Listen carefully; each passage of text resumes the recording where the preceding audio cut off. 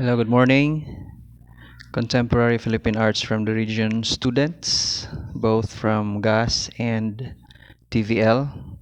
So this morning, we will try to discuss learning activity number 4 and also learning activity number 5. So hopefully, um, as we go through with this video, you are having with you the copy of the module, or I mean the learning activity sheet or LAS that I have sent to you.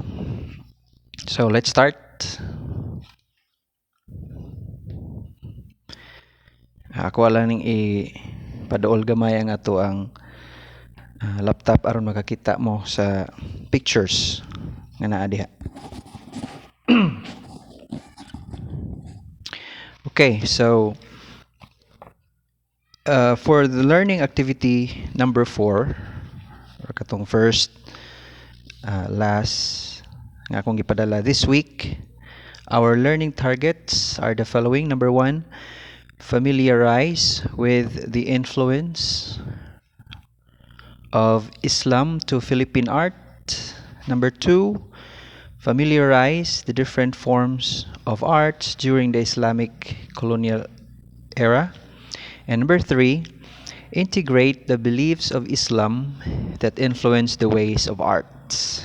So, by the way, review lang tagamay atong mahinumduman no sa first last nga atong gipadala, the concepts contemporary art versus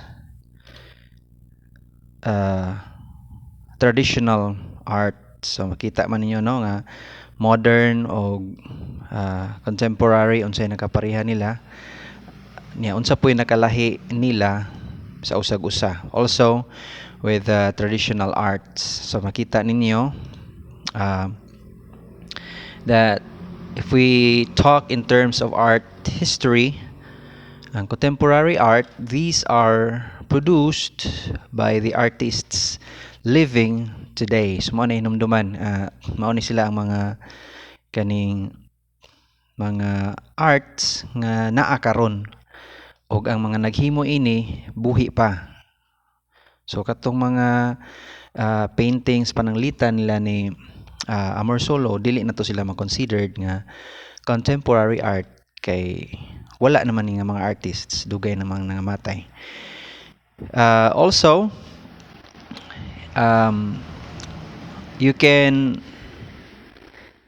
recognize the forms nga walay kalahian sa forms. So in the form of art, you still have painting, sculpture, architecture, naa gihapon na sila no in pre-conquest time, katong panahon sa mga katigulangan nato, in the Spanish period, in the American period, in the Japanese period, in the Republic period, and of course in the contemporary period. So kanus man nagsugod ang contemporary? So it begins in the 70s. So 1970s onwards, mao ni gitawag nato og contemporary, bag-o. So sa Bisaya pa ang contemporary bag-o. Dili na tumatawag nga bag-o kadtong mga arts nga nahimo na sa una. Although in the contemporary art,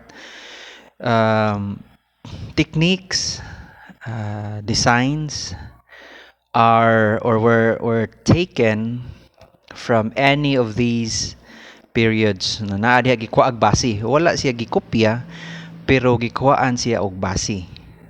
So painting, sculpture or architecture, nagkuha gyapon sila og base sa kinaraan nga estilo, although naanay mga modifications, pero nagkuha gyapon sila og inspiration gikan sa karaan.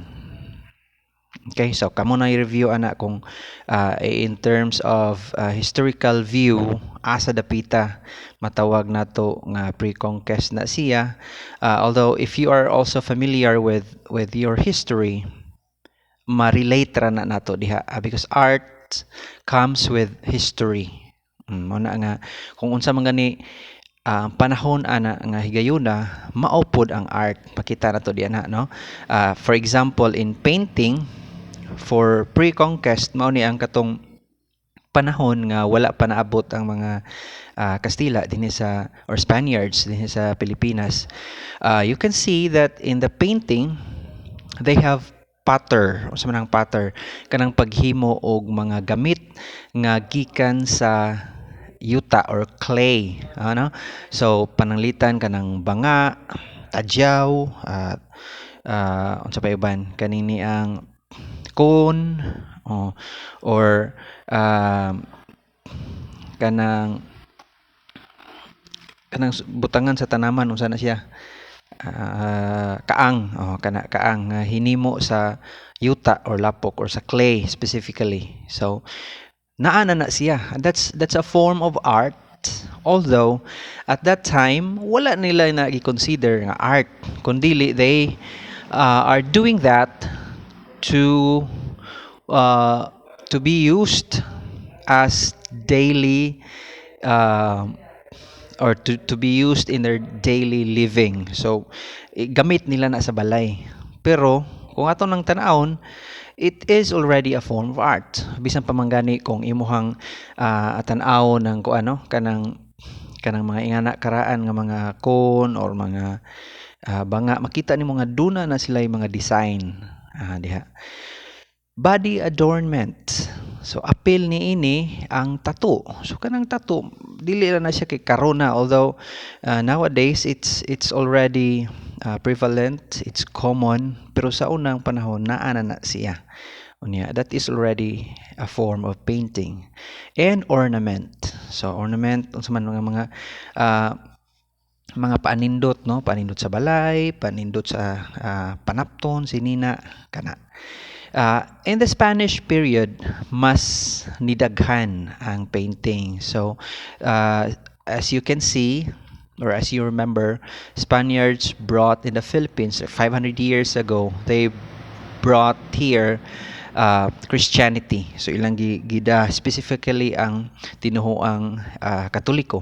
Mao na nga, makita nato at that time 1521 March 1521 to be exact, mao na pagdunggo ni Magellan dinhi sa Pilipinas up until 1898 human natapos no ang gubat tali sa Amerikano ug Filipino against the Spanish regime. So mao na 1898 duha ka tuig ang milabay human namatay si Rizal no.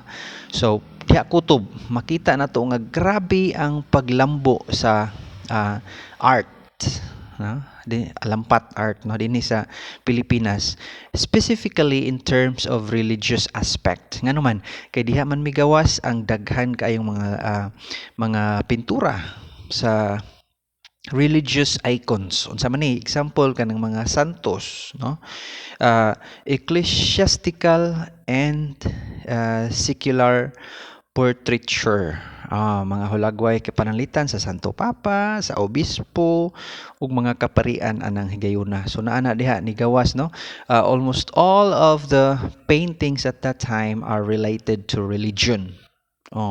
Religion, again, when you say religion at this time, wala lain kundi ang tinuoang Katoliko. Diha 1521 to 1898. Diha ang mi uswag pag-ayo ang painting. Now we move on to the American period. So 1898, again, this is because nakadaog man ang Amerikano inubanan sa mga Pilipino batok sa mga Katsila, no? Up to 1940, so before the occupation of the Japanese regime. So unsa man pud nga painting ang misikat aning tayma. So we have here the landscaping. So kanang pag-landscape dili na bag-o lang no. Naa na siya sa una portraiture. Unsa man ang portraiture? Kanang ang modern nga version anang portraiture karon is kanang mag-selfie ta, no? So hulagway sa imuhang kaugalingon or hulagway sa imong malas kinabuhi, panalitan imong pamilya, ug unsa pay lain dinha. So kanang hulagway sa tao, mao na siya ang portrait, mo ni gitawag portrait. And genre, interior and still life. Interior so includes interior designing kanang pagpanindot sa sulod sa balay. Dinhi na nagsugod sa American period. Still life unsa man na kanang mga picture, pananglitan, painting or picture sa usa ka duwa sa basketball ay nana, no? So mo na still life kanang panghitabos kinabuhi na mo na i-capture. And then we move on to the Japanese period, 1941 to 45. So pila man na katuig? Upat, no? 42, 43, 40, 45. Oh, upat ka tuig. So as you remember, Japanese period daghan kayo ning gubat o gubot. So mao na nga ang painting pud ana nga time